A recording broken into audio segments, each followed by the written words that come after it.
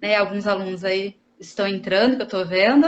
E hoje a gente vai fazer uma exposição sobre esse tema, que vai ser o tema, né, da Semana de Arte e Cultura também, né, do NAC, né, do Núcleo de Arte e Cultura do campus. Então, os loucos anos 20. Então, eu vou fazer uma breve exposição para vocês sobre esse assunto, principalmente pelo viés das artes, tá? Esse é um momento que é de efervescência cultural, de efervescência artística nessa década de 1920. Então, a gente vai ter um período que vai ser conhecido também, né, como os felizes anos 20, como os ferozes anos 20, é conhecido também como um período da era do jazz, né, na música, então vai ficar muito, muito tocada essa questão do jazz, as danças também, né, o Charleston, o cabaré, a vida noturna, é um período de efervescência, de agitação social, e também política e econômica, que eu vou falar para vocês. Então, a gente tem também, na moda, ficando muito conhecido, né? As saias, elas sobem um pouco a sua altura, então as saias ficam mais curtas, e o mais curtas para aquele período de 1920 é até o joelho, então as mulheres já mostram um pouco mais, né, das suas pernas. A gente Já vai foi ter uma um corte de revolução cabelo. isso, né? É, Aí subir da saia um pouquinho já foi uma revolução, até o joelho. exatamente, nossa, super revolucionário. Naquele período, o cabelo curto, né, feminino, a garçonnet, aquele que dá uma puxadinha assim, vai virar moda, né?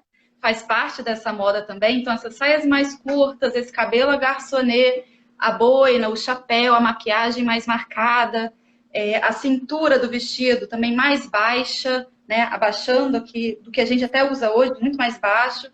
A gente vai ter uma estilista francesa que vai ficar super reconhecida até hoje, a gente fala dela, que é a Coco Chanel.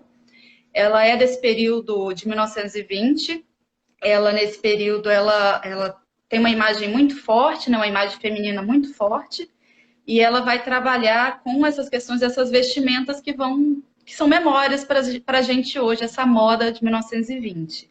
Né? A Coco Chanel vai ficar bem importante, também com o lançamento daquele perfume número 5, Chanel número 5. Então, tudo isso nesse período. Além disso, a gente tem na arquitetura um centro cultural e artística na Alemanha, que se chama Bauhaus. Eu não sei se todo mundo já ouviu falar na Bauhaus, né?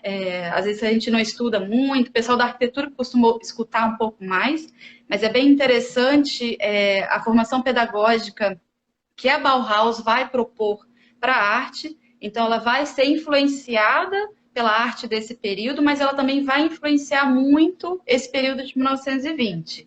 Né? Então, ela vai trabalhar com alguns artistas já conhecidos, né? O Kandinsky, o Mondrian, são artistas que vão ser professores dessa escola da Bauhaus, né? Comandado pelo Gropius, lá na Alemanha. E a gente também tem dentro da arquitetura um estilo nesse período de 1920, que é o Art Deco. O Art Deco, ele vai ser um estilo que vai comandar os arranha-céus, né? Os arranha-céus de Chicago, de Nova York. Ele vai ficar bem famoso também nesse período de 1920. E é também nesse estilo que é feito o Cristo Redentor no Rio de Janeiro, por exemplo. Então, a gente tem aqui uma espécie, né, desse estilo de Art Deco feita no Brasil, que é icônico, né? O Cristo Redentor. Todo mundo conhece esse aí, né? Nossa, O Cristo então Redentor. o Cristo Redentor é arte déco. É Isso Arte quer dizer que Deco. O Cristo de Colatina também, porque eles são bem parecidos, né? Sim, tem aí, tem aí uma influência, certamente, do Cristo carioca, né? Será que quem fez o Cristo Redentor de Colatina pensou nisso tudo? Ah, Vai certamente saber, deu né? uma estudada. Mistérios.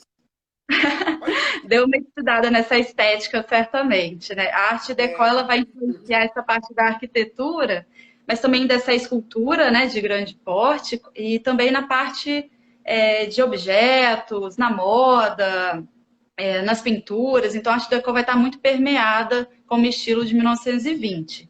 E a gente também tem ainda nesse período de efervescência, isso que eu só estou falando dessa parte efervescente artística e cultural. O cinema. O cinema é o cinema mudo, que vai estar Charlie Chaplin, com aqueles grandes clássicos, né? A Corrida de Ouro, por exemplo, dele. Então, o cinema mudo vai estar no seu auge mas é também nesse período dos loucos anos 20 que o cinema falado vai iniciar. Então, em 1927, a gente vai ter o cantor de jazz, né, que vai ser o primeiro cinema falado conhecido, e nesse mesmo período o cinema ainda ganha mais um boom, que é a era de Hollywood. Então, a gente tem aí algumas questões dentro do cinema, da arquitetura, do jazz, da moda, da dança, da literatura também, Fabrício. A literatura também, a gente tem algumas obras que são clássicas, são renomadas. A gente tem Ulisses, de James Joyce, por exemplo. A gente tem o Gatsby, de Fitzgerald, também. Então, são obras literárias de referência desse período de 1920. É um período que vocês estão vendo que eu estou falando de várias coisinhas, de uma forma até um pouco agitada, porque é uma época de agitação, né? E que vai mostrar essas questões todas também. Na animação, Mickey Mouse é desse período. O Gato Félix, aquele desenho animado, né, que tem também o cartoon, é desse período também. Então, olha o tanto de coisa dentro da parte artística, da parte cultural, que a gente consegue colocar, né? Então, são muitas questões que esse período da década de 20 vão trabalhar, né, dentro das questões artísticas, culturais, sociais, políticas, econômicas, que a gente vai conversar aqui um pouquinho hoje. Né? A gente também tem, para fechar essa introdução, essa questão da mulher também. Eu já falei da Coco Chanel, então é uma mulher estilista francesa, comandando então um ateliê que vai ser referência para Hollywood. Ela vai vestir as atrizes de Hollywood, por exemplo, onde ela vai ganhar essa fama. E a gente também tem os movimentos sufragistas, né? O direito pela igualdade entre homem e mulher, direito de voto feminino. Então, a mulher vai ganhando mais espaço na sociedade. Ela começa a frequentar os espaços noturnos, ela começa a frequentar esses cabarés, esses cafés, ela começa a fumar, ela pode ir à praia. Então, tudo que a gente imagina que tem de liberdade hoje, no período anterior, há 100 anos atrás, não era bem assim. Então, é importante a gente pontuar essas questões também. É legal que você me fala isso. Eu pensei que a libertação da mulher fosse nos anos 60, mas ela já começou Sim. desde os anos 20, né? Sim, Bem antes dos anos 60. Até antes ainda, né? Nos anos 20 a gente consegue ter algumas consolidações, né? A partir dos anos 20, principalmente essa questão do direito ao voto, né?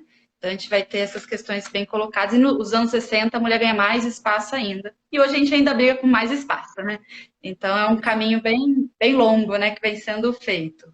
E hoje, para a live, eu pensei em várias questões, né? Vocês viram que eu pontuei tantas coisas, né? Tudo que eu poderia falar de música, né? Com a jazz, poderia falar das danças, né? Aquelas danças agitadinhas, né? Ritmadas. A gente poderia falar sobre o cinema.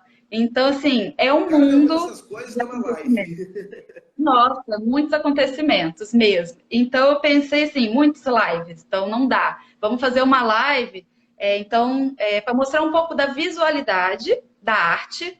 Então, eu pensei em trabalhar hoje questões da pintura, né, dessa estética da pintura, onde a gente vai ter um rompimento, né? Mais consolidado, cada vez mais consolidado nesse período da década de 20, do século 20. Então, conversar sobre um pouco essa questão da pintura. Então, vamos falar de arte hoje. Quem sabe numa próxima live a gente fala de outras questões, né, de moda, cinema. E eu acho que é interessante também, porque provavelmente para o meio acadêmico o mais interessante são essas revoluções na arte, né? Sim, Porque a gente certamente. sabe que tem muito aluno interessado aí em estudar para o Enem e tal. Uma questão sobre os anos 20 provavelmente vai enveredar para essa parte da arte, não é? Certamente. É muito recorrente cair nesses exames, como o Enem, sobre esse período e principalmente sobre as vanguardas artísticas sendo tratadas no meio da pintura, né? Então, é um assunto assim de atenção e muito recorrente no Enem. Então, o que eu quero propor hoje para vocês é um pouco de um questionamento. Vou cutucar um pouquinho vocês aqui hoje para a gente provocar um pouquinho a partir dessa seleção de obras que eu fiz, desse período dos loucos anos 20, para a gente entender o que essas imagens da década de 20, dessas pinturas, o que elas dizem. né? O que que a arte tem para falar? Quais são os significados dessas obras? Como que elas se apresentam plasticamente? Então, como é que elas estão estruturadas? Cor, forma, plano, como é que isso acontece? E um outro ponto também que a gente sempre tem que verificar é se esse conjunto, né, de arte que a gente está falando aqui, se está em concordância com o que está sendo vivenciado no seu período. Então, a arte ela está conectada com isso, ela fala sobre isso, né, essas pinturas, né, esses artistas se expressam dessa forma, ou não, eles estão desconectados, trabalhando outras questões. Então, um pouquinho que eu quero mostrar aqui com vocês sobre isso, sobre essa parte, então, da pintura. O Fabrício ele vai comandar aqui em cima, né? Vão aparecer, onde está esse título, algumas imagens aqui em cima. Então, tá pequenininho, mas, de repente, depois eu coloco um link dessas imagens para o Fabrício, né, Fabrício? Para quem Claro, quiser ver um vocês. pouquinho maior. Até porque isso vai ficar disponível imediatamente por 24 horas. E depois eu ainda vou gerar um arquivo para colocar no YouTube e depois divulgar em Libras, para todo mundo ter acesso às informações. E vale o Ótimo. print também, né? Quem quiser dar um print aí nas obras, que tem a referenciazinha, o nome da obra, né? Quem quiser saber mais pode dar uma printada Isso. também. Isso. Aí até eu coloquei algumas imagens então para a gente seguir uma linha de conversa aqui sobre esses anos de 1920. Tem uma legenda bem básica, então é o nome da obra, o artista e o ano que foi então feita essa obra, né, para ficar um pouco melhor de ler, e a obra em si. Então, assim, para a gente poder construir, né, essa live aqui junto, eu quero que vocês prestem atenção, passando um carro aqui. Eu quero que vocês prestem atenção e tenham consciência, né, quando a gente faz uma análise de obra, quando a gente vai analisar, fazer uma leitura, ver essas obras, né, observar essas obras, duas questões. Primeiro, sobre a construção da obra. Toda obra de arte ela é intencional, ela é construída de forma intencional pelo artista. Então, a gente tem uma linguagem plástica. Quando a gente fala linguagem plástica, por exemplo, de pintura, a gente está falando das cores que são escolhidas para aquela pintura, a gente está falando das linhas, a gente está falando do enquadramento daquela cena, do que vai ter, qual vai ser a temática, das formas geométricas, a gente está falando disso tudo, dessa linguagem plástica. Então, tenham consciência que toda a construção de uma pintura é feita de forma intencional por esse artista. E no segundo ponto, esse artista ele vai estar sempre situado no seu período histórico, aonde ele está, qual país, o que esse país está vivendo, o que está acontecendo. Isso tudo vai influenciar esse artista para expressar através da obra, que a obra vai ser essa materialidade, né? Então ele vai expressar através dessa obra essas experiências, essas angústias, tudo que ele tiver querendo dizer através daquilo. Então tem essas duas consciências. Primeiro que o artista é um ser social, ele cumpre então sua função cultural e social dentro então dessa sociedade e ele vai expressar através dessa obra com alguma intenção de provocar, de questionar, de embelezar. Então a gente vai verificar aqui o que esses artistas, né, esses pintores e pintoras do século XX, né, de 1920, estão querendo falar com a gente. Ok? Para isso, pode passar o slide, Fabrício? Para a gente já começar a ter uma imagenzinha. Aham. Passou? Só um minutinho. Tá. Enquanto isso, eu vou Pronto. contextualizando. Foi. Ok, Essa aí, foi. né? Isso, essa mesmo. Vamos lá. Primeiro, uma contextualização desses loucos anos 20. O porquê desse nome loucos também, né? Esse loucos, ou felizes, ou ferozes, por conta dessa agitação. Primeiro que a gente está num período, né, de conturbação política, né, muito forte. A gente está num período que hoje a gente entende como um período de entreguerras, né? A gente parte, né, de uma Primeira Guerra Mundial, né, que vai de 1914 a 1918. A gente tem ainda a Revolução Russa em 1917, com a queda da monarquia. E a gente também tem a gripe espanhola em 1918 até 1920. Então, esse é um contexto anterior que vai fazer todo esse terreno para essa agitação, para esses loucos anos 20. E a O gente avô tem do coronavírus. Pois é, a gente está vivendo, né, entrando aí daqui a pouco nos novos anos 20, então a gente tem também mais uma vez essa questão de um vírus, né, de uma forma globalizada. Então, algumas questões aí para a gente pensar também. Nesse contexto também, é um contexto que você finaliza uma primeira guerra, mas esses países eles estão arruinados, né? Principalmente os países europeus. Então, é de uma crise de valores também. Então, quando você finaliza uma guerra ali, a gente tem um momento de recuperação e de prosperidade econômica, um momento de reconstrução dessas cidades. E é nesse momento, né, de prosperidade que as pessoas vão começar a se agitar, né? A indústria entra aí também muito forte, né, nessa questão da prosperidade. Então, aquelas conquistas técnicas, aquele progresso industrial que veio lá do século XIX, ele ganha uma ampliação nesse pós-Primeira Guerra, né? E é nesse período que a gente está falando desses loucos anos, né? E se a gente fala dessa industrialização, a gente está falando de um objeto industrial que ele tem que ser feito para ser útil, para ser funcional, ele tem que ter um gosto comum, ele tem que ser produzido em série. Isso tudo está entrando na cabeça de toda a sociedade, inclusive desses artistas, tá?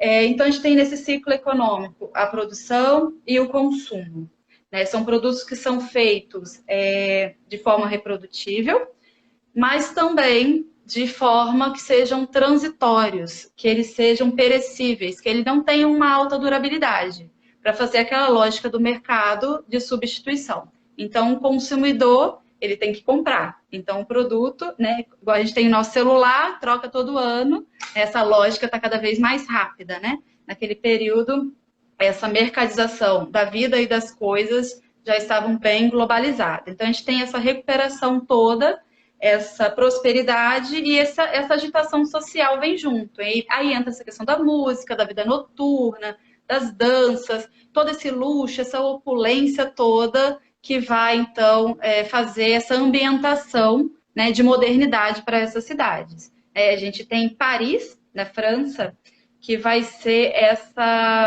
esse epicentro, né, artístico e cultural. Então, é para onde muitos artistas vão se encontrar e vão conversar, né? Eles vão se encontrar e vão trabalhar muitas questões vanguardistas, né, a partir de Paris, né? Vai ser esse centro artístico e cultural ainda. E aí eu trouxe algumas imagens para a gente conversar e para a gente visualizar, né, mesmo, um pouco dessa modernidade, dessa ambientação e dessas questões também do estilo e também da moda, que está evidenciada em muitas dessas obras. Então, vamos falar dessa primeira aqui. Fabrício, então, para mim, está um pouco turva a imagem. Está um pouco sem foco. Eu não sei como é que está para você, a sua. Eu estou fazendo um teste a partir de outro aparelho e realmente está um pouco sem foco. Não sei por quê. Vai ter que ser assim mesmo, lamento. Não, tudo bem. Eu achei que era comigo. Eu percebi. Está um pouquinho turva, gente. Tá um pouquinho sem... Mas não tem problema, não. Até porque não tem tanto problema que esteja um pouquinho sem foco, porque essas imagens a gente vai perceber nesse conjunto que eu selecionei, que essas pinturas desse período, né, dessas pinturas que a gente vai falar, né, que são pinturas de vanguarda, elas não são super detalhistas, né, pelo contrário, elas vão simplificando as formas, simplificando as linhas, simplificando a decoração. Então, essa pintura de Almada Negreiros é um artista português. Ele faz, em 1925, esse autorretrato em grupo.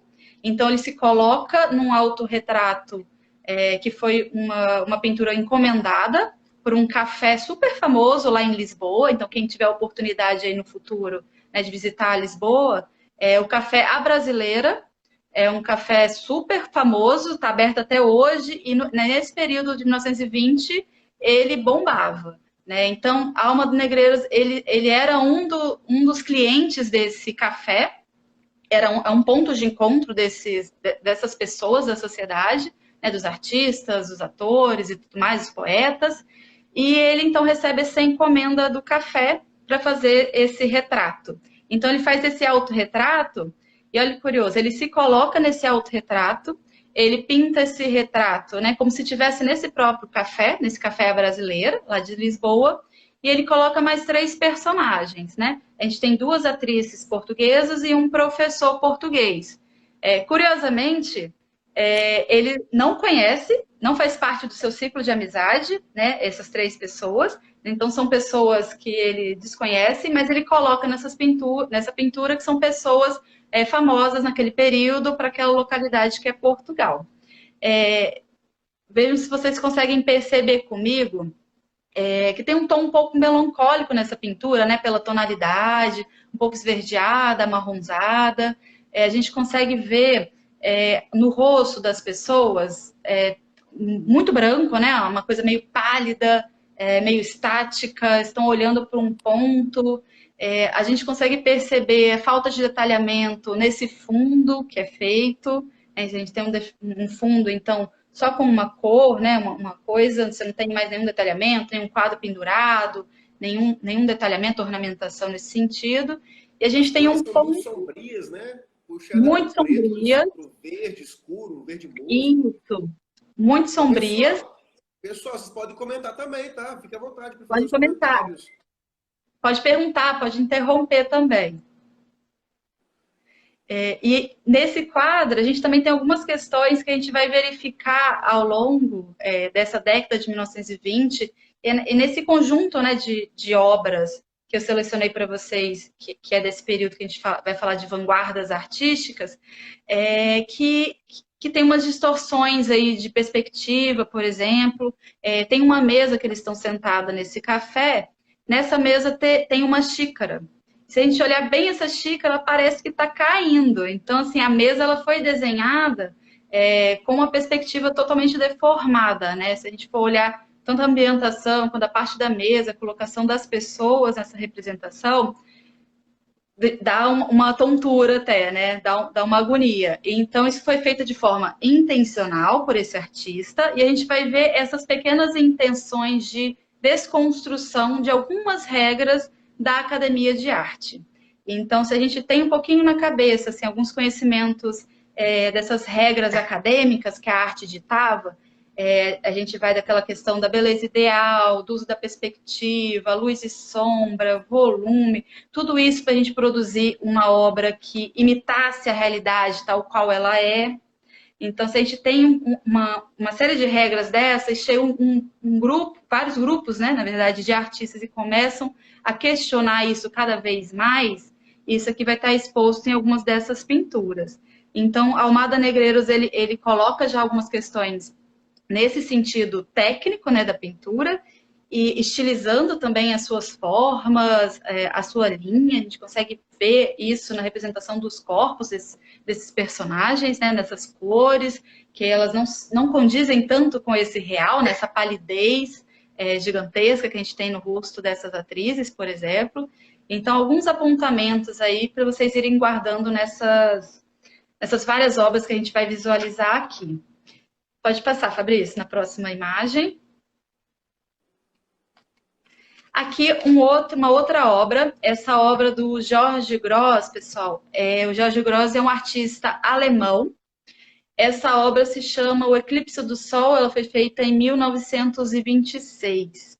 O Jorge Gross, ele está em sintonia com essas questões, então, vanguardistas da arte.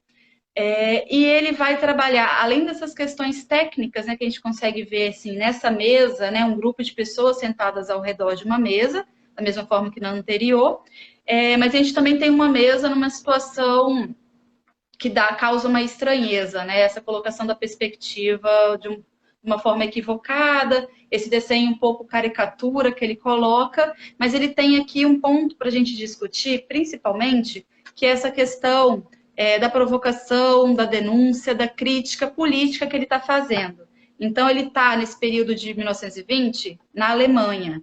E é nesse período de 1920 que a gente vai ter também algumas questões de conturbação política mesmo acontecendo, né, na República de Weimar. Então, ele pinta o general, o presidente dessa república, né, que é esse que está com a vestimenta azul, mais centralizado, na parte superior do quadro. e a gente tem uma pessoa soprando, né, um conselheiro, vocês conseguem perceber do lado direito, esse conselheiro, assim, né? ele tá contando um segredo aí para o general, soprando alguma coisa, aconselhando. Ele tem um chapéu, esse conselheiro, né? E ele carrega uma série de armas também debaixo do braço. Além disso, a gente tem na imagem a figura de 4 pessoas sentadas ao redor da mesa, e essas 4 pessoas que estão aí sentadas ao redor dessa mesa são ministros desse governo. E esses ministros desse governo, percebam que eles estão todos sem cabeça. Então, essa obra do Gross carrega assim, uma série de simbolismos e todas em confluência com essa questão de crítica política, né, desse período, então, que a Alemanha vai passar. Por exemplo, a gente poderia interpretar essa questão desses ministros sem cabeça com a irracionalidade, né, da condução dessa nação. Por exemplo, na discussão, num debate político que eles estariam fazendo nesse momento. E aí o nome da obra, O Eclipse do Sol. Esse eclipse do Sol é feito com o quê? Tem um cifrão, mas é um cifrão de dólar. Então, esse dólar está aí ele simbolizando esse capitalismo globalizado e que estaria, então, chegando, né, fechando essa luz dessa nação alemã. Então, o Gross ele vai trabalhar diretamente com essas cutucações ao governo, diretamente. Então, a gente já consegue perceber, nesse período de 1920, e nessas obras, né, desses grupos de vanguarda, algumas questões também questionadoras, provocadoras, diretamente críticas, né? Então, é bem interessante como é que a temática também é quebrada daquela noção clássica que a gente teria da arte, né, das questões históricas, mitológicas, dos retratos dos papas, dos reis, da família real e tudo mais, né? Eu achei interessante esse burro que está em destaque, porque quando eu vi a imagem, a primeira coisa que eu vi foi o burro. Ele simboliza Sim. a ignorância, assim como aqui no Brasil? Sim, então, esse burro, a leitura que se faz desse burro, perceba que ele está em cima da mesa, ele está de costas para as pessoas, né, para esse público que está ali gerenciando essa nação, certo? Ele Sim. está com os olhos vendados, o burro, e ele estaria simbolizando, tem um banquinho nessa imagem que tem umas cédulas de Sim. votação. Aham. Quem que vota, né? O povo. Então, esse burro é a personificação do povo cego nesse processo, então, eleitoral. Então, ele está simbolizando o povo alemão. Nossa, que situação. É. Que fase, Ó, né? o Grêmio do IFES Montanha tá te mandando abraço, hein? Que fiz montanha, que saudade, que bom vê-los aqui. Obrigado por estar por aqui, tá, pessoal? Ah, que bacana. Olha aí, a Mary Rocali traz uma colaboração interessante. Foi aí que surgiu a ideia do voto de cabresto. Olha só, né? Então, uma provocação que o artista vai sobre algo que ele está vivendo. Então, os artistas eles estão ali espertos, eles estão conectados com a sua realidade. E eles vão fazer isso. Eles não têm como fazer isso, Fabrício e pessoal, trazendo todas aquelas questões estilísticas da academia. Então, assim, eles vão romper também muito com essas questões da técnica, da estética acadêmica, para organizar melhor essas ideias, essas temáticas que eles estão querendo retratar agora, nesse momento, né? Então, o Gross é um exemplo dessa provocação política, então, dessa questão desses governos, né? Pode passar o próximo slide, mais uma obra.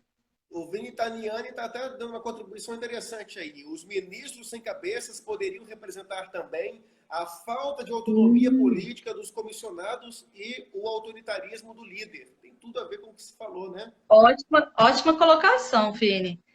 Olha como é que a obra é, né? O artista faz com uma intenção, mas aí quem observa, de acordo com a sua bagagem cultural também, vai interpretar cada um à sua maneira, né? Então, essa é uma interpretação muito interessante também.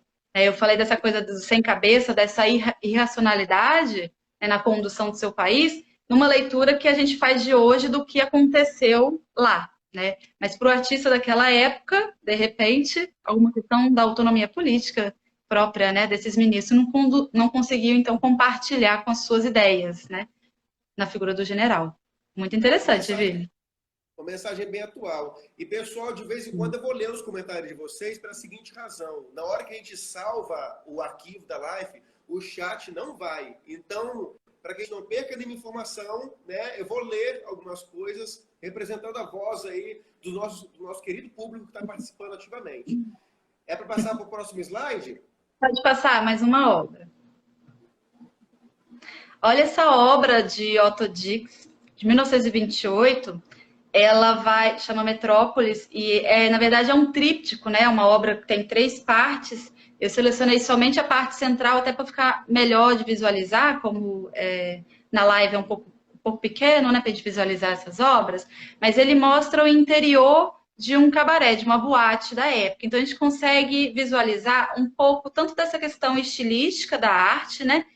Com essas linhas mais retas, um pouco mais estilizadas, essas curvas, mas também o que estava acontecendo ali naquele período. Então, a gente tem um pouco dessa estética da banda, da música, né? A banda de metais. A gente tem a dança muito bem representada por esse casal que está no centro dessa obra. A gente também tem um pouco dessa moda, né? Olha como é que está mais curto, as mulheres estão mostrando um pouco mais, né, de pele.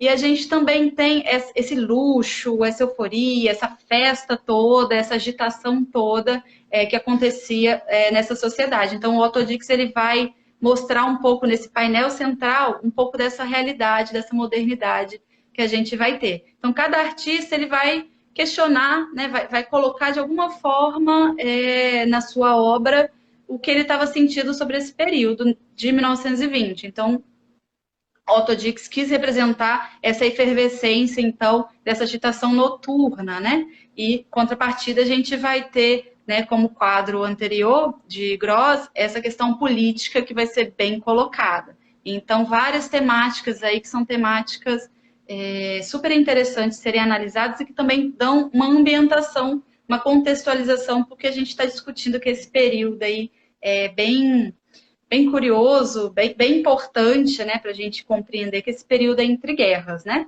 Pode passar, Fabrícia, a próxima. Peraí. Olha só esse retrato dessa jornalista, Silvia von Warden, também do Otto Dix. É um retrato que parece simples se a gente for olhar, mas é um retrato de 1926 que vai retratar muito bem essa representação dessa mulher desse período de 1926. A gente tem a presença, então, feminina de uma mulher trabalhadora, né? Uma jornalista. Ela está ambientada onde? Ela está numa espécie de café, em algum restaurante, algum lugar desse sentido. Então, a gente consegue visualizar essa figura feminina sentada numa cadeira. A gente tem uma mesa. Nessa mesa, a gente tem aberta a parte de cigarro, uma caixa de fósforo e a gente tem um drink. Ela está segurando um cigarro. E isso, assim, a mulher fumar naquele período é uma questão libertária também. A mulher estar ali naquele ambiente, né, de um café também é uma questão libertária. Percebam também a vestimenta dessa personagem, né, como é que ela está retratada, e ela está usando um A saia, monóculo assim, também. a saia até o joelho, né? Que é uma grande Até o ousadia para a joelho, época. exatamente, né? A super euforia ali da moda. Esse vestido, dá para perceber também que ele tem um corte reto, que vai ser um corte da moda desse período, né? Esse corte reto, né? Esse vestido um pouco mais curto, né? Então, até o joelho. Pode passar para o próximo slide. Essa obra, né, do Otto Dix é bem interessante. O Otto Dix ele ficou aficionado, né, a história dessa obra por essa jornalista. Aqui eu coloquei a imagem, né, a pintura e uma fotografia da jornalista. Ele ficou aficionado com a imagem dessa jornalista e queria retratá-la de toda forma. Então foi até ela e perguntou se ele podia retratá-la, né, porque ele pensou assim: você é a representação de uma época, né, eu preciso te retratar de toda forma. E ela olhou para ele e disse assim: Fabrício, isso está num texto dela, que ela fez depois que ele morreu, né? Ela escreve assim: você vai querer me retratar, Otto? Mas eu com essas mãos gigantescas que eu tenho, com esse olho esbugalhado, essas pernas magras, isso só vai assustar as pessoas. Então, olha que interessante como é que a gente muda também esse conceito e essa noção de beleza e também esse conceito de que a arte não necessariamente precisa falar de beleza, né? Daquela beleza ideal, daquela beleza clássica que a gente sempre vem trabalhando nas questões renascentistas, neoclássicas ou ainda anteriormente. Então, ele diz Não, assim que legal que justamente esses aspectos, entre aspas, negativos que ela colocou, é que que ele fez questão de deixar bem evidente. Olha a mãozona dela ali aberta, né? É super exatamente isso que gigantesca, ele quer né? mostrar. Exatamente isso que chamou a atenção para ele. Então, o artista, ele também, nesse período, ele está com outro olhar, né? Isso acaba ficando cada vez mais permissível, né? Ter esse outro olhar e poder representar dessa forma, né? Então, ele representa uma época preocupada não com a beleza exterior de uma mulher, mas com a sua condição psicológica. Então, aqui a gente tem essa representação de uma mulher independente, trabalhadora, né? Uma representação de uma mulher que está ali circulando no meio social, que fuma, que utiliza esse corte da época, essa roupa da época mais curta. Então, ela está nesse tom de rebeldia também, né? Junto. Então, ele pinta essa mulher de uma forma representativa demais, né? Então, é muito interessante visualizar na estética e, mais uma vez, observem também essa parte estilística, né, da pintura. Você não tem um fundo trabalhado, não tem aquela ornamentação, aquelas firulas todas barrocas e tudo mais. Você não tem isso, vitorianas, a gente não tem. Então, a gente tem uma simplicidade de elementos, a gente tem um alongamento desses corpos, a gente tem uma perspectiva um pouco mais distorcida, então a mesa ela parece que está um pouco mais tombada, né, para mostrar, às vezes, alguma coisa a mais ali que estaria em cima, né, do ponto de vista. Então, você tem uma série de recortes aí. Tem um corte nessa perna dela também, né? Então, a gente tem uma série de questões que a gente vai apontando sobre a pintura, que eu estou trazendo aos pouquinhos com esses exemplos dessas pinturas, né? Então, essa imagem dessa mulher é muito significativa para a gente falar também da questão feminina nesse período e na questão da moda, na questão, né, da liberdade, né, que vai entrar também em conjunto com essa questão artística, né? Bem interessante mesmo. A Beth Sandrini, nossa diretora de ensino, até comentou, ele retratou também um estereótipo, né? Certamente, certamente. Certamente ele está retratando. Então, muitos desses artistas estão retratando o que eles viam naquele período, mas de uma forma também de questionar algumas questões, de propor algumas questões. Então, assim, ele poderia ter pintado, feito um retrato dessa jornalista, seguindo as questões do conceito de beleza, as regras da academia. Então, essa pintura teria uma outra forma de organização, né? Outras cores, detalhamentos, ela não teria esse rosto tão pálido, tão magro, tão fantasmagórico, assombroso. Um rosto mais chupado, não teria, né, essas mãos, e, com certeza, né, na pintura ele iria reduzir um pouco esses detalhes das mãos, ou não ia colocar essas mãos tão aparentes assim, que chama muita atenção, né? Mas é um ponto para a gente pensar sobre essas questões desses objetos, desses simbolismos também que eles vão colocando nessas pinturas. Então, sempre com alguma intenção de mostrar sobre aquela sociedade moderna que estava ali emergente e super agitada, né? É bem interessante representar essa forma também. Pode passar.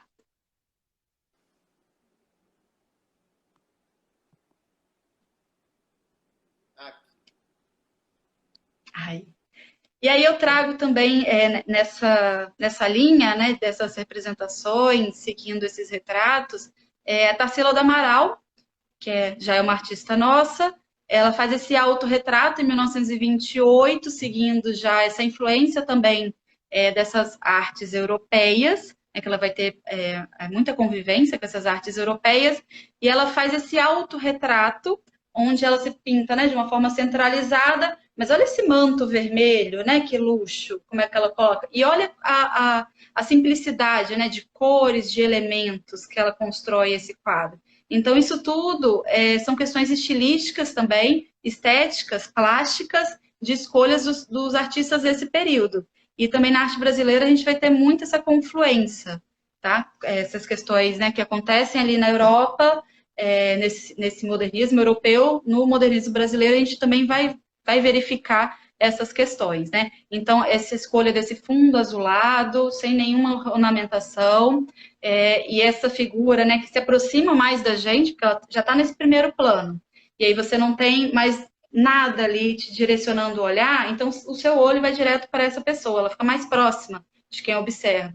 Então, a gente consegue ver todo esse luxo, né, desse manto vermelho, essa cor que também traz muito requinte, né? Esse cabelo, esse penteado, as sombras, né? Cada olho está pintado com uma sombra de cor diferente. Então, ela traz esse autorretrato, umas questões bem interessantes, né? Que está em concordância com essa arte também na Europa, né? Dessa década de 1920.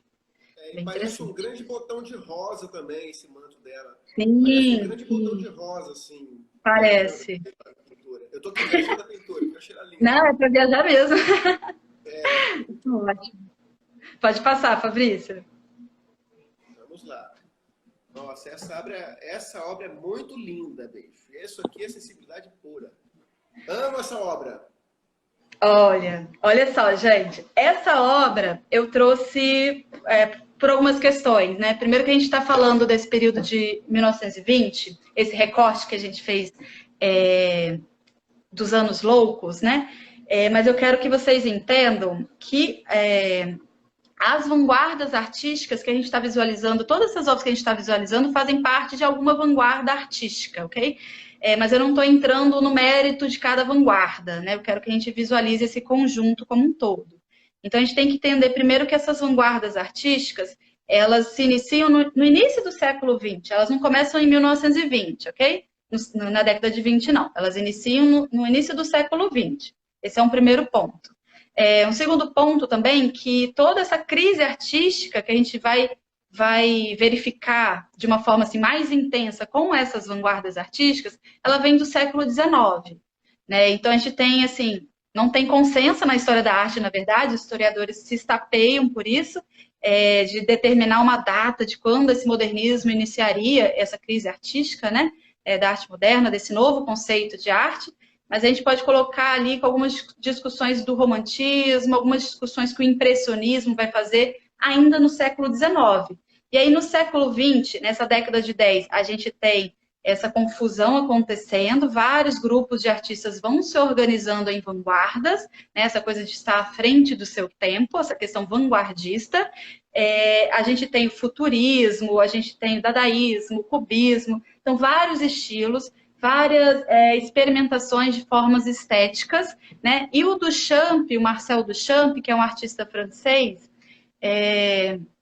ele vai criar uma loucura, né? Uma revolução, de fato, na arte, com a proposição não só dessa A Fonte, mas de outras obras, mas essa é a mais célebre dele, que é de 1917, então é anterior a esses anos 20, mas ela vai possibilitar que a gente visualize muito dessas questões na década de 20, como a gente vai perceber. Então, essa fonte, percebam, nada mais é que um mictório, que é aquele aparelho, né, do banheiro masculino, geralmente, e ele faz o que é que esse mictório? Ele coloca numa outra posição esse mictório, ele assina, ele coloca a data dessa realização, 1917, e ele propõe aquilo como arte. O que ele está colocando? O que ele está fazendo? Ele está discutindo, entre outras coisas, essa questão do conceito de arte. Quem é que dita o conceito de arte? Qual é a definição de arte? Sou eu que defino o que é arte? O que é arte? Então, ele começa esses questionamentos também.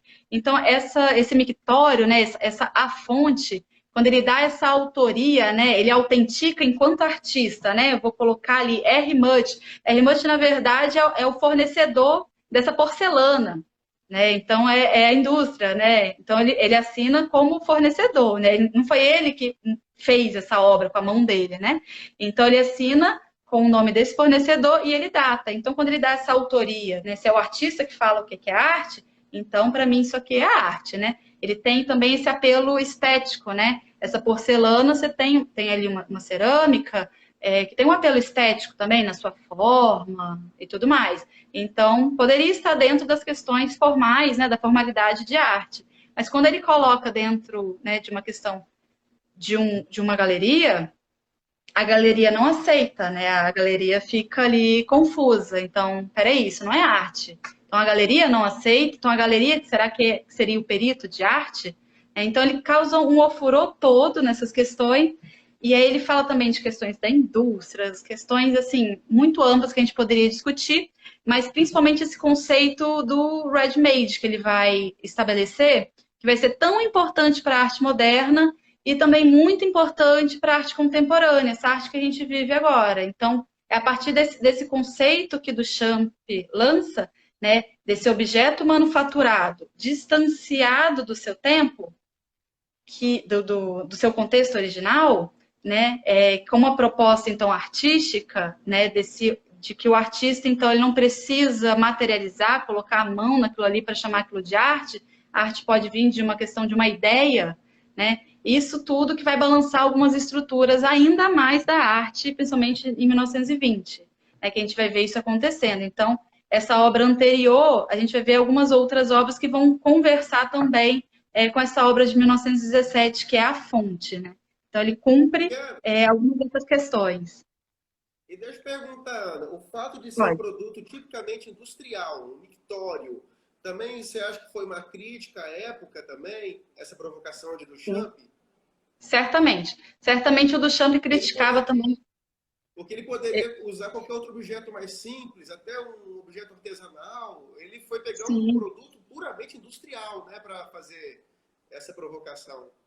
Sim, ele pega um produto que é feito em série, né, um produto industrial que tem a sua funcionalidade, ele tira totalmente a funcionalidade desse objeto quando ele desloca ele para o eixo artístico, né, inclusive, quando ele também não coloca na posição original, isso também já é uma desconstrução que ele vai fazer, né, e ele também está Para questionando essa garantir questão que da ninguém possa indústria. usar mesmo. Vai que, né? É, Então, tá doido. ele desconstrói também, ele tá criticando essa questão da mercadização das coisas, da vida, dessa serialização, da mercantilização de tudo, né? Ele está questionando também dessa questão da obra ser uma coisa que ninguém pode tocar, da obra ter uma aura, então ele está questionando várias questões, né? E principalmente dessa questão desse objeto, né? Que é uma das questões que a gente vai visualizar. Então, olha como é que os artistas desse período, eles estão críticos, né? Eles estão questionadores a tudo que está acontecendo, né? Pode passar, Fabrício, por favor. Antes de passar, eu só queria retomar essa pergunta do professor Isaías Alves, tudo bom? Que eu acho que tem tudo a ver com o que você falou sobre o que é arte e o que não é. Olha a pergunta dele. A respeito do conceito de arte, gostaria que falasse sobre a intervenção artística. Qual o conceito? Eu posso ir lá e, sem autorização do autor, rabiscar? Isso seria uma intervenção artística? Essas questões da arte, aí já está fugindo para a arte contemporânea, são muito novas, né? A arte contemporânea permite um tanto de coisa. Talvez o Isaías esteja até se referenciando a algumas obras que ocorreram, aquela da banana, que ficou muito famosa um tempo atrás, que chegou um interventor, né? Pegou essa banana, vocês viram sobre essa, né? E comeu aquela banana, que seria a obra do artista, e ganhou muito nome essa obra. Então, é uma obra que está sobre a outra. Aí, sobre isso, a gente tem várias questões de intervenção. Por exemplo, o grafite, né, que é uma arte urbana. Aí já seria um outro caminho. Eu posso falar um pouquinho mais depois dessa apresentação. O que você acha, Fabrício? Que aí eu faço esse Tudo link com bem, a arte sem problema. contemporânea. Mas é Até uma porque boa você vai, questionamento. Um questionamento. senão vai se estender um pouquinho mais, né? Sim. Não, tudo bem. Tem uma outra pergunta aí, ó. Essa obra acabou sendo exposta em algum museu ou algo do tipo? Ô Maria Eu, Clara, ela foi sim. A Ana falou agora mesmo que ela foi tentado colocar no museu Paris, né? Paris? não, nos Estados Unidos. Ah, nos O Estados do, Unidos. o do E Champ é inicialmente ela francês, foi rejeitada. E foi inicialmente ela rejeitado. foi rejeitada, tá, Maria Clara? Hoje a gente tem, já está no museu, né? Com forma de expor toda essa história, né? Na verdade. É isso aí. Agora pode passar. E aí a gente começa esse período de 1920 com algumas dessas possibilidades também colocadas, tanto pela questão assim, do cinema, da fotografia, que retira também muitas questões da pintura, né? A pintura agora se sente livre para falar sobre muitas outras coisas, né? Mas também com essas obras, com esses questionamentos de Duchamp, coloca também essas questões. Olha essa obra do Picasso. O Picasso ele segue uma linha cubista, né? Os três músicos de 1901, técnica de tinta, tela, colagem.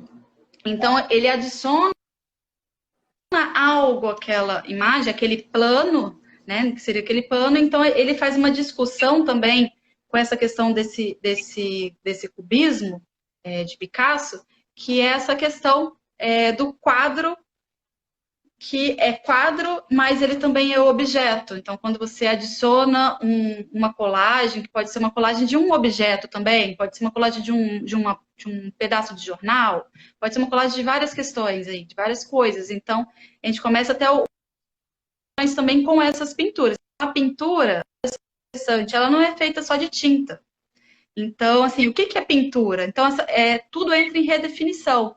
E nessa década de 20, esse turbilhão de coisa que está acontecendo, nessa loucura toda que está acontecendo, a arte também está se definindo, está se reformulando, está se rediscutindo. O conceito de arte muda, né? Então, esse quadro-objeto, né, a pintura, ela não parte dessa realidade necessariamente, né? São muitas questões interessantes que a gente pode falar também dessa questão do Picasso com o cubismo, com essas questões estéticas que ele vai apresentar nesse retrato aí desses três músicos, que um desses músicos, inclusive, é ele.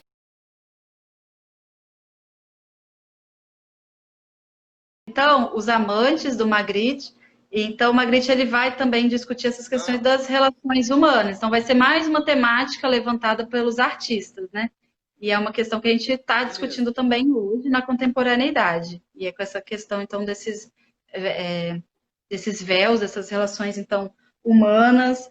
E aí várias interpretações a gente pode ter dessa imagem, né? Cada um pode puxar para um lado. Mas é bem interessante também essa temática das relações humanas sendo colocada nesse período. Então, não só essa questão da crítica política, da denúncia, dessa questão das questões econômicas, dessa ambientação da modernidade nos cabarés, nos cafés, essa presença feminina, mas também essas relações humanas também sendo colocadas aí em xeque, ainda que com esse realismo mágico que o Magritte vai trabalhar, nessa coisa bem real desses personagens que ele coloca de uma forma misteriosa, confusa, né, estranha muitas vezes, que a gente fica se perguntando o que está acontecendo, né? A gente fica olhando e olhando de novo essas imagens, né? E aí, Olha na que próxima legal, imagem... o Vini Cadê? está lá dando uma contribuição interessante. Essa obra Ah, está bem atemporal com a nossa situação atual. É verdade. exatamente.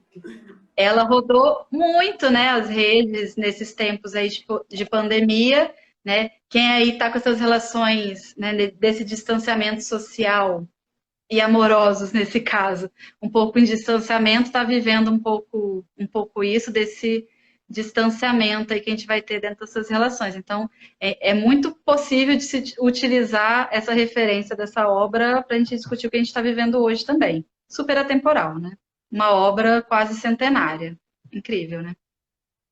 É, Pode passar para a próxima. o Cosmic está com uma contribuição interessante. Olha lá. Eles estão com Ah, os rostos cobertos de maneira semelhante aos condenados à execução logo antes do ato. Acho que essa pode ser outra interpretação. É uma obra aberta, né? é uma obra super aberta, super aberta. Ótimas interpretações, estou gostando. E olha essa outra obra, quando a gente vai conversando, né? Essas questões que eles começam a trabalhar essas quebras desses paradigmas, eles começam a trabalhar e começam a formalizar, a amadurecer essas quebras, né? Do que era então tido como a verdade para a arte, né? Dessa imitação da realidade, daquelas coisas cheias de regras, do conceito de beleza, da perspectiva, de toda aquela colocação, daquela representação, de que a arte tem que ser figurativa e representativa, e a gente vai indo, a gente vai caminhando até um abstracionismo. E a gente tem o Mondrian, que ele vai chegar num abstracionismo geométrico, onde ele vai entender, dentro dessa discussão que ele faz com o neoplasticismo, que é essa vanguarda que ele vai trabalhar, essa liberdade dessa sugestão representativa que a arte deveria ter, que a pintura deveria ter. Então, a gente tem uma redução a planos, a cores e a linhas, o que ele vai entender como os elementos mínimos, né, os mais característicos da pintura. Então, a pintura é feita de quê? Né? A linguagem pictórica é feita de quê? De cor, de linha, de plano. E é isso que ele vai colocar, puramente isso. Ele não quer fazer referência nenhuma à realidade figurativa e ele vai apresentar essas composições. Né? Perceba essas linhas negras ortogonais, ele faz esse apelo, né, de não utilizar linhas diagonais para não dar o entendimento de uma terceira dimensão. Então, ele trabalha com essas linhas em vertical e horizontal apenas, que dá uma coisa mais estática, e onde separa esses planos, né? A gente tem alguns planos, né? Percebam também que esses planos todos, eles não são do mesmo tamanho, do mesmo formato. Cada plano que a gente está vendo aqui tem uma cor diferente, tem um formato diferente. Então, ele é todo organizado, todo ordenado, todo equilibrado nesse sentido. Ele trabalha também com as cores primárias. Então, a gente chega no momento também dessas vanguardas que gera esse abstracionismo, né, geométrico, inclusive. Então, assim, distancia totalmente dessa questão, dessa necessidade da arte ser serva da realidade e de trabalhar por encomenda de mecenas e tudo mais. Então, a arte ela começa a falar de si mesmo. Mondrian está deixando isso super claro, ele está falando da própria pintura, então ele está mostrando isso, e é muito interessante como é que ele define esses espaços da pintura com essas várias composições que ele vai fazer com essas cores primárias, com esses retângulos e quadrados, né? Isso já mais no final da década de 20. Então, assim, essas pinturas que eu mostrei para vocês perceberem a diversidade dessas visualidades. Então, percebam como que existem divergências, né, entre essas vanguardas, existem diálogos, existem influências de umas na outras, e existe essa convivência mútua, né, entre esses artistas, entre essas vanguardas, esses movimentos, esses grupos todos. Então, a gente tem alguns pontos aqui que eu espero ter conseguido passar, dessa liberdade de agradar os mecenas, por exemplo, então, esses patrocinadores de arte, né? Então, o artista, ele pensa por si, então, ele vai se expressar, né, a partir da ideia concebida por ele mesmo, ele vai se afastar dessa pretensão de representar fielmente os objetos, a natureza, e aí nisso ele vai ganhando essa liberdade no uso das cores, da construção das suas figuras, das formas. Então, ele não se deixa limitar pela realidade. E esse vai ser, assim, um ponto onde vai revolucionar, de fato, radicalmente essas modalidades e finalidades da arte. Nesse conjunto também, assim, de efervescência desses vários movimentos que vão acontecendo durante a década de 20. Nesse ponto artístico e cultural que a gente vai ter também na pintura colocada, né? Então, é mais ou menos por aí que seria a minha fala, e essa fala também, ela é uma fala que de muita atenção, porque é isso que cai no Enem, basicamente, e muito, né? Além de arte contemporânea e outros assuntos, a gente tem a arte moderna e essa discussão. Então, o entendimento mais geral dessa proposta, do que eles queriam e do que eles conseguiam, e de como que eles faziam isso, e o porquê, né, e desse contexto todo, é um pouco do que eu quis colocar aqui para vocês hoje, também de uma forma um pouco mais visual, por isso as pinturas, né, mostrando desde essa modernidade ambientada, a moda, mas também essa parte de crítica, essa parte criticando a indústria, criticando a política, a economia e se autocriticando, né? Criticando a própria arte nessa posição dadaísta também que a vanguarda vai ter. Um pouco nesse sentido. Mais pergunta, Fabrício? Pergunta das pessoas? Isso, ou suas. Vamos às perguntas.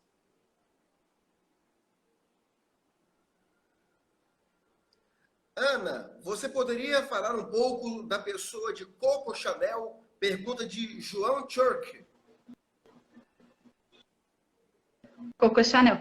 Coco Chanel, que eu falei no início, ela vai ser, então, essa figura feminina é, que vai influenciar muito o mundo da moda, ela vai despontar, ela vai ditar essa moda que a gente conhece como a moda de 1920, né? Esse corte reto, essa subida da bainha, né, da saia para o joelho, isso tudo vai entrar nesse estilo de moda da Coco Chanel. E é uma figura feminina, né, que sai ali dessa coisa da costureira, que está ali escondida, né? Mas de uma forma já uma empresária, né? Uma mulher que está ditando e controlando uma indústria, né? A Coco Chanel vai ser muito importante nesse período também, né? E vai ser muito utilizada por essas atrizes de Hollywood.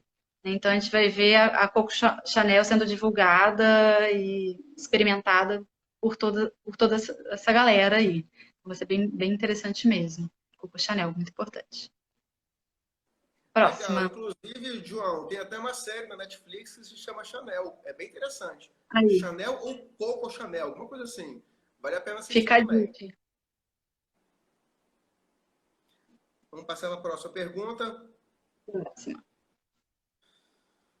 A prosperidade econômica depois da guerra influenciou na arte dos anos felizes? Pergunta de Cosmic. Eu acho que na minha exposição comentei sobre isso, acho que ficou Sim. claro, né, que a arte ela está falando da sua época, as temáticas giram em torno disso, as críticas giram em torno disso.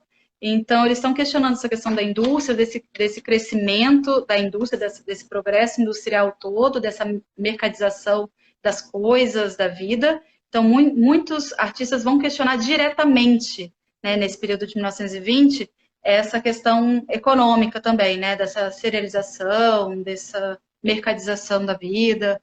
Então, isso vai ser discutido, inclusive, de forma mais direcional. Então, certamente influencia a arte, não tem como desconectar. A arte, ela faz parte de um contexto político, econômico, social, não tem como desconectar. Ela sempre vai trazer alguma influência do que ela está vivendo, dessas experiências todas. Então, sim. É isso aí. Respondida a pergunta. Temos mais uma aqui. São duas perguntas que, na verdade, são praticamente a mesma. É do nosso amigo Vitor, nosso aluno Vitor. Ele quer ideias de teatro para a Semana de Arte e Cultura, baseadas nos loucos anos 20, e também inspiração para outros projetos além de teatros. O que você tem a propor, Ana? Nossa, tem tanta coisa, né? Eu já falei de uma porção no começo da fala mesmo, mostrei algumas questões, falei, né, algumas questões assim, ligadas à música, então a gente pode trabalhar algumas questões da música, essa questão da moda que vai ser muito marcante, né? Da vestimenta, dos acessórios, dos colares compridos de pérolas, da maquiagem. A gente pode trabalhar também questões do cinema, né? Do próprio cinema mudo, mas também do cinema de terror, cinema mudo de terror, que a gente tem, por exemplo, o fantasma da ópera. Por que não trabalhar numa linguagem do teatro, então, algo do tipo? Ou pegar alguma literatura da época, né, e trabalhar essas questões, discutir essas questões, trazendo para essa linguagem do teatral. Ou ainda, pensar nessa proposta crítica, que é a arte nesse período, ela está criticando muita coisa que ela está vivendo. Então, por que não fazer uma crítica a esse contexto, né? Desse contexto de entreguerras, como foi feito, né? Essa questão da crítica à indústria, como essa questão da máquina, da velocidade, ao carro, é tudo muito rápido, tudo acontecendo de uma forma muito rápida, é uma prosperidade, é uma agitação, é uma loucura acontecendo de fato. Então, pode gerar algumas ideias nesse sentido, ou pensar também em algumas questões assim de exposições, também pode ser o caso, né, de expor algumas obras, né, de pinturas, esculturas, maquetes arquitetônicas, né? Por exemplo, a gente tem o caso da Arte Deco, dos arranha-céus, isso tudo pode ser material também para a gente pensar em projetos aí para a arte também dentro a década de 20 também pensada no Brasil, né, que a gente poderia falar da Semana de Arte Moderna no Brasil, de 1922. Aí dentro da literatura a gente tem Oswald de Andrade, Mário de Andrade, então o Heitor Lobos também, dentro da música. Então, é Villa-Lobos, muita né? coisa que a gente tem. Heitor Villa-Lobos tem muita coisa para se falar, muitas questões mesmo. Vai anotando aí para a gente ir conversando, gente. É Essas isso ideias aí. todas. De repente, algo inspirado na Semana de Arte Moderna para fazer a nossa Semana de Arte e Cultura, hein? Já pensou? Que doideira, Revolucionário. não é? As perguntas aqui acabaram. Ainda tem Ok. mais slides, né? Você quer? Deixei aí para vocês algumas sugestões, pensando também nesse distanciamento. A gente tem a live aqui para a gente se ver um pouquinho também, conversar um pouquinho, mas de repente, após essa live, fica aí a curiosidade de conhecer algumas obras do período. Então, a gente tem essa obra fílmica, que é Metrópolis, que é fantástica, que fala toda essa questão da máquina, da indústria, dentro da questão dos robôs. É uma ficção científica maravilhosa, é de 1927, é um dos das grandes obras do cinema, de fato. E aqui a gente tem do Fritz Lang, alemão, e aqui nesse cartaz de Metrópolis a gente tem toda essa estética, né, de arte déco colocada nesse cartaz e com essa máquina, né, esse robô colocado aí à frente desse personagem. Fica a dica, tem no YouTube disponível. É uma obra, assim, fantástica, gente. Depois me marca aí o que vocês acharam dessa obra. Muito, muito, muito boa Aí, mesmo. dica de E fala filme desse aí, pintor. pessoal. Dica de filme para o período da quarentena, né? Isso aí. E aí, Posso a passar? próxima sugestão é também uma obra fílmica, mas que é baseado num livro que foi escrito em 1925, do Scott Fitzgerald, que é o Grande Gatsby. Esse filme tem uma filmagem da década de 70 e em 2013 foi feita uma nova filmagem, onde tem o Leonardo DiCaprio como protagonista e também o Maguire, que é o Homem-Aranha, o primeiro Homem-Aranha. Então, esse filme é bem legal, assim, visualmente falando, esteticamente falando, para a gente se deliciar nessa loucura da velocidade dos carros. A própria narrativa do filme é feita de uma forma assim muito veloz. Toda a estética também da moda, dos lugares, a decoração, a ornamentação. É maravilhoso. E tem na Netflix esse, na plataforma Netflix. Então, um filme aí bem bacana de sugestão. Ou o livro Gente, também. eu já assisti esse filme, realmente é maravilhoso. Ele é mais do que educativo. Você pode assistir por prazer mesmo, por lazer, que ele vale a pena. É muito bom. É. E isso tudo que você falou, esse frenesi todo, eu vejo muito nesse filme, que é maravilhoso. Sim. E outra coisa interessante, que tem a refilmagem dos anos 70, né? Sim. E Pode eu fazer uma cheguei a, conversa, dá para fazer uma comparação, é muito legal a linguagem. E uma curiosidade, é sim. o mesmo diretor do filme Moulin Rouge, que é um filme que todo É, mundo ama, né? E a mesma dinâmica do Moulin Rouge eu vi nesse filme. Essa coisa de muita coisa acontecendo ao mesmo tempo, muita cor, muita exuberância, né? isso, os cortes, Então, né? Muito rápido. Bem interessante isso. mesmo. Quem assistiu Moulin Rouge e adorou Moulin Rouge vai amar esse filme aí também. Esse aí já dá para ver hoje, viu, gente? Tem na Netflix. É, E a próxima sugestão é para quem aí gosta de jogos, né? Que é o Dixit. Esse jogo é um card game que ele vai passear por essas questões mais oníricas, mais surrealistas. Então, quem quer aí trabalhar essas questões mais da imaginação, do subconsciente, por exemplo, nessas obras que a gente viu do Magritte, é um jogo bem bacana. Eu tenho ele aqui, ó. É um oba! card game. Só que um detalhe, né? Você tem um mínimo de 3 pessoas para jogar. Só tem eu, Ah, Francesco, em casa. Então ele está paradinho aqui. Mas é um jogo muito bonito, né? As cartas, você viaja com as cartas dos jogos e vai criando, vai narrando algumas questões aí baseadas nessas loucuras dessas imagens, que tem muito a ver com essas questões do surrealismo, né? Que a gente vai ter nesse período aí, dessa primeira metade do século XX. Essa seria a nossa, minha terceira sugestão. eu adoro Salvador Dali, então com certeza eu vou gostar desse jogo. Vou procurar saber mais. Fantástica. Quando puder, eu levo para a escola. O Vini Tamianini, aliás, o Vini Tamanini estava falando, um Dancing Ifs dos anos 20 seria top.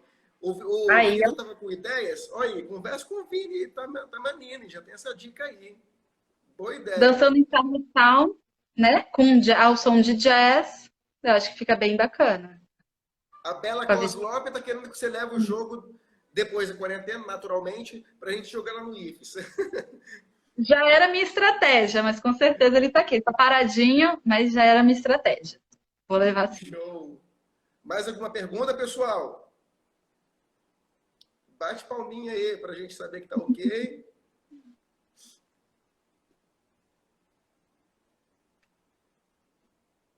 Você gostaria de finalizar, professora Ana?